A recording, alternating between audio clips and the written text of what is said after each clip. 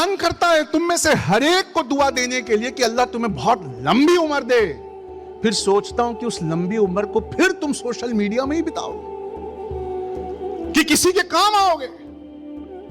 Mob lynching में अपने बच्चे की, बेगुनाह बच्चे की लाश देखकर आंसुओं से सैराब मां कहती है, ये हाल मस्त और ये माल मस्त, ये KFC और ये मैकडॉनल्ड्स में गुमशुदा हुई कौम है।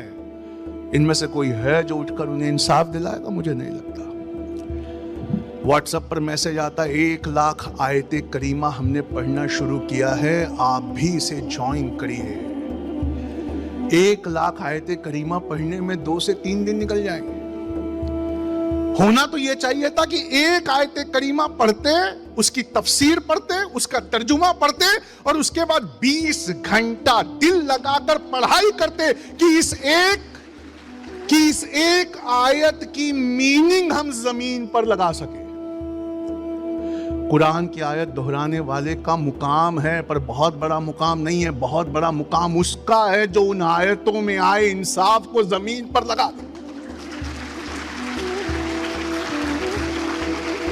और मुझे नहीं चाहिए तुम्हारी तालियां, मैं तुम्हें आईना दिखाने आया हूं। मुझे नहीं चाहिए तुम्हारी वाहवाही। बात उस अरबी मतन की है ही नहीं, बात उसके तर्जुमे और तफसीर की। और क्या तुम में से कोई है जो वलीमों के पैसे से इंस्टीट्यूशन खोले, जो हज और उम्रा एक बार कर ले, जैसे मेरे रसूल ने किया था, 1 हज 1 उम्रा, फिर हर साल हज और उम्रा की तैयारी करे और उसके पैसों से किसी बच्चे की फीस दे दे? है? नहीं है तो फिर कुछ बदलने वाला नहीं है। नहीं पढ़ोगे तो इंडियन आर्मी का पिछले महीने का, इंडियन आर्मी का, हमारी आर्मी का पिछले महीने का एक आंकड़ा सुनाता हूं। कश्मीर में हर 8 मिनट में एक नौजवान ड्रग्स में रिहैबिलिटेशन के लिए लाया जा रहा है। हर 8 मिनट में एक ड्रग का केस आ रहा है। ऐसा डिप्रेशन, ऐसा फ्रस्ट्रेशन वहां है। और मैं कश्मीरी भाइयों से कहना चाहता हूं कि ये ड्रग भी सरहद पार से आया है।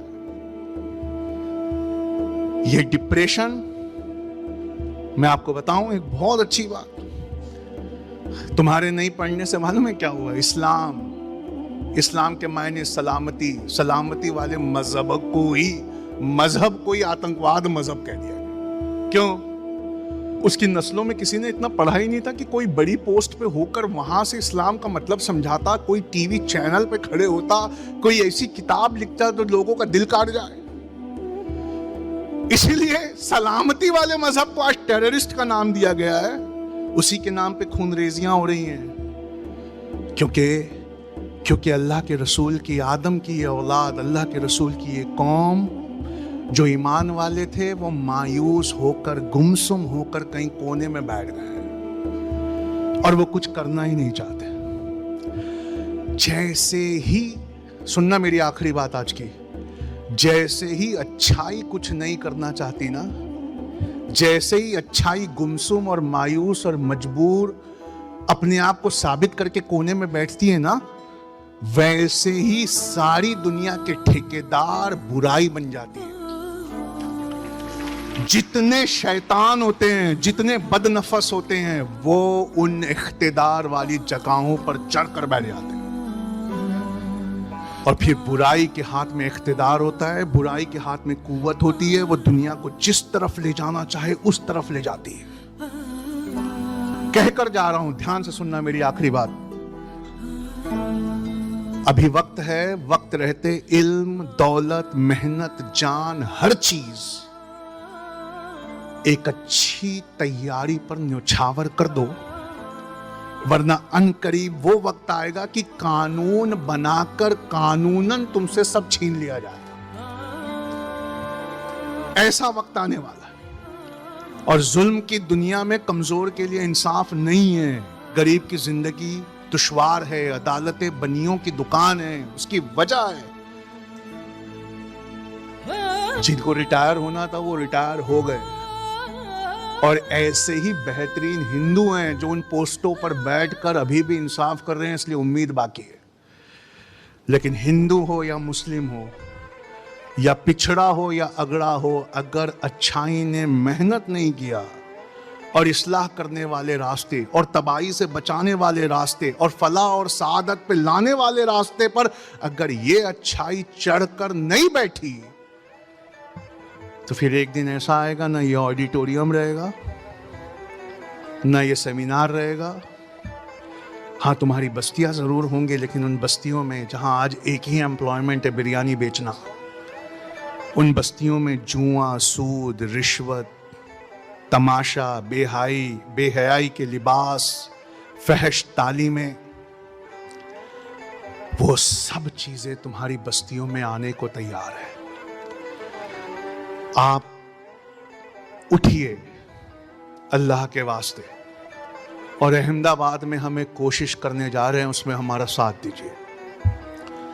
जो बच्चे बहुत छोटे हैं, 7th 8th 9th 10th 11th में हैं, उन्हें तो पहले पढ़ाई कैसी करनी है वो सीखना चाहिए।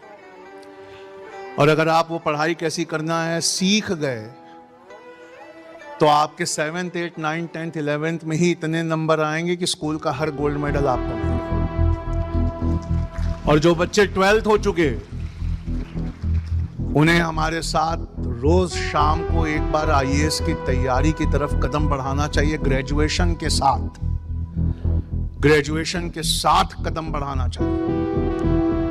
और जो बच्चे ग्रेजुएट और पोस्ट ग्रेजुएट हो चुके, उन्हें 1 से 1.5 साल हमारे साथ रहना चाहिए हमारे RCA में, जहां 4:30 बजे सवेरे उठकर शाम के 6 बजे तक सारी नमाज, सारी तिलावत के साथ 20 घंटे की पढ़ाई करना चाहिए, ताकि एग्जाम हराना भी चाहे तो तुम्हें ना हरा पाए।